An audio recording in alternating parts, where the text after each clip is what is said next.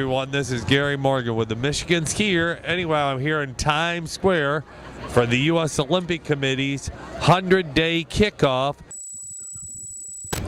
Okay, we're here in New York City at the Road to Sochi Tour 100-day kickoff for the Sochi Olympics coming up in Russia just 100 days from now. And this is the media kickoff here in Times Square in New York City. So here's some potential Olympians and other Olympians. So here's the announcement. Get started in Times Square.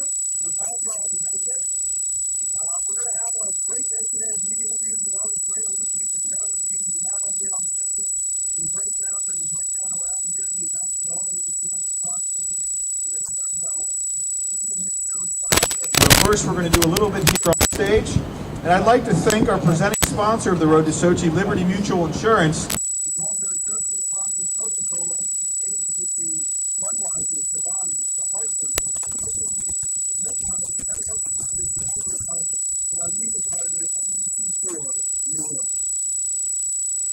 Your support has helped us bring this event to Times Square. We're here again 100 days out.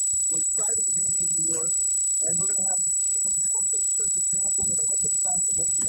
We've got a truck set up. We've got a chance to see a lot of our great athletes perform here in front of you and show you.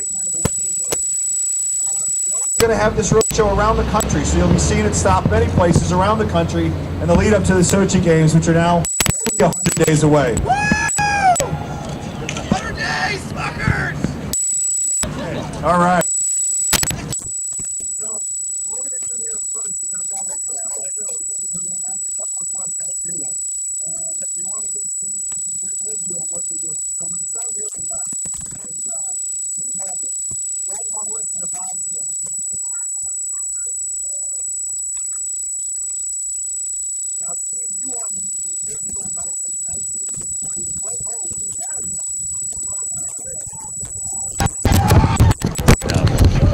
And I have to ask Steve, has anybody ever dropped the gold medal?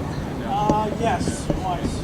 Yeah, sorry. it was me, actually. But Steve, if you could talk a little bit about your journey from Vancouver and what you're looking forward to in Sochi. Well, actually, the last 4 years have been incredible. Spence winning the first gold medal since 19. Gone on to win 3 more World Championship titles, two more bronze medals in 2 other World Championships, and then we're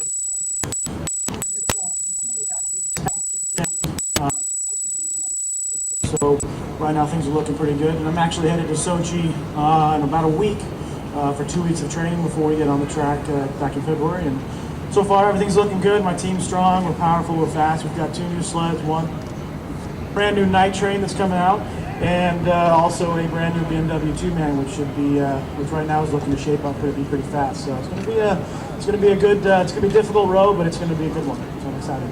And I just want to repeat that you swept the World Championships, right? Yes, in 2012 we swept the World Championship and brought home the first 2-man World Championship ever for the guys. Sweep it up! Sweep it! So next to Steve is Julie Chu. She's a 3-time Olympic hockey player. She's got a bronze and 2 silvers. Julie, the U.S. and Canada, all right, bronze and 2 silvers, that's right. And soon to be going for gold because, you know, I know you've got a great rivalry with Canada. We just lost them in Vancouver, but I think we're planning for a different result coming up in Sochi. Absolutely. The last 3.5 years, our team has been working so hard. Hillary Knight and Megan Duggan are here with me from our national team, and we're at 25 players now, training hard, preparing well, and then on January 1st at the Winter Classic, we'll announce our final roster of 21. So definitely, Canada is our biggest rival. It's a great competitive game. If anyone gets a chance to see in person, they're so surprised by how fast the game is, but also how physical. And probably a couple weeks ago, we might have had a mini brawl on the ice with our friends from the north, but it's been amazing. So we're just happy to be a part of it. In the Olympic Games, it's awesome, and we're glad to be here today. Thank you, Julie. She's looking forward to getting to Sochi, competing for USA. And yep, hi guys.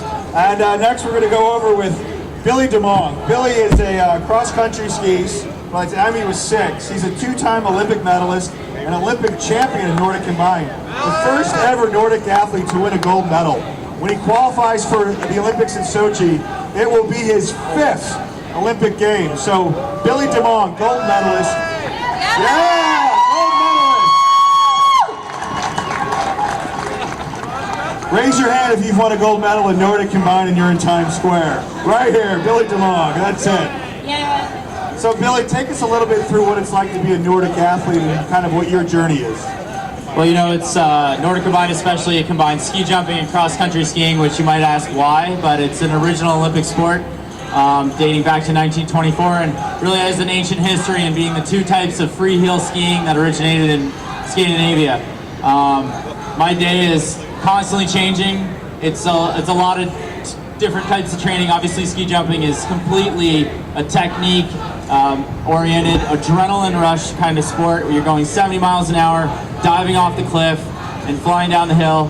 Cross-country training is just like the New York Marathon. It's a battle of endurance. We spend tons of hours doing all sorts of cross training.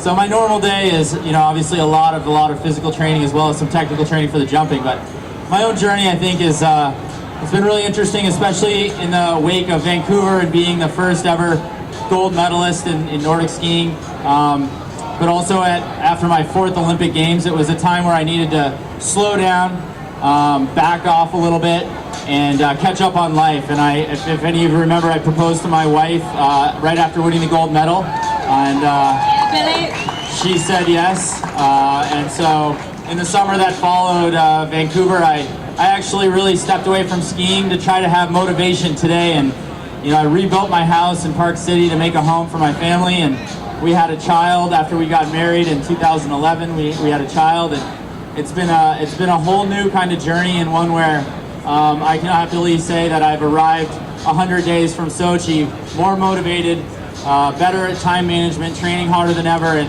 not only am I ready for Sochi and to do it all over again, but we built an even stronger team than we had in 2010 when we won a silver medal in the team relay. And it's an incredible journey to have shared with not only my family, but a really strong bunch of teammates that propelled each other to new heights in a sport that the U.S. doesn't have a history in. And honestly, I'm really looking forward to my 5th Games, and couldn't imagine a better way to go out than having a 3-year-old who may travel over there to witness it with me. So, excellent, thank you, Billy. Finally here for our athletes, certainly not least those, Alana Nichols. Alana is a 2-sport athlete. She's a wheelchair basketball player, Paralympian, as well as a skiing Paralympian. So how about that for persistence? Alana, if anybody sort of exemplifies persistence, it's you, and talent and heart. Tell us a little bit about kind of how you've gone on to be a gold medalist in both winter and summer Paralympics.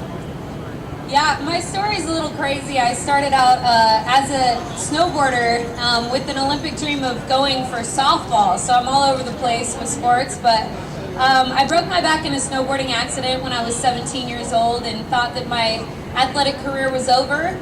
Luckily found out about the Paralympic Games and learned about the potential that I had as an athlete to compete at the highest level. And so once I learned about wheelchair basketball, my kind of dreams took off, and I was able to compete in the Beijing Games in 2008.